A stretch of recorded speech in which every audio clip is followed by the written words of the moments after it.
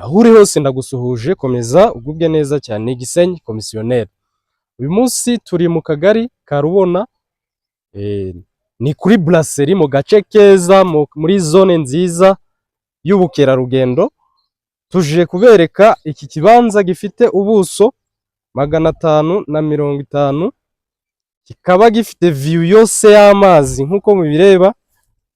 Uhagaze hano buri kureba neza ikiyaga cya Kivu, kandi hakora ku muhanda. Twatangiye tubibereka ko ari ku muhanda. Uyu ni umuhanda ugiye gukorwa kandi ugashyirwamo kaburimbo. N'amahirwe adasanzwe rero umuntu waza kugura hano hantu. Afite ubuso bwinshi cyane, guhera kugera kuri bira biti hepfo. Muri make uguze ahantu uba usevinze neza amafaranga yawe. Murabona hakurya gato ni mu mahoteli, hino gato ni mu mahoteli.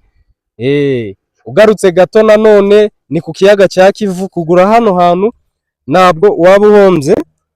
Wahashyira inyubako igeretse cyangwa itageretse ku bijyanye na zone turimo, ukahubaka amacumbi. Byakunda kubona abakiriya kuko iyi ni zone nziza kandi igera ku muhanda.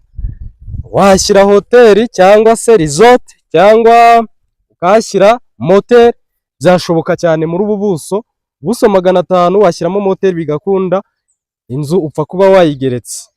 Reka tubifurize kugubwa neza, kandi muri izi mpera z'umwaka turahari ku bwanyu ngo dukorane neza birenze. Muduhamagare kuri 0783877555. Ikindi rero mudusure ku mbuga zacu zose, hose twitwa Gisenyi komisiyoneri. Imbuga zose tuzibaho: Facebook, Instagram, YouTube, TikTok. Aho hose ni izina rimwe, Gisenyi Commissioner. Ibihe byiza, turabakunda cyane.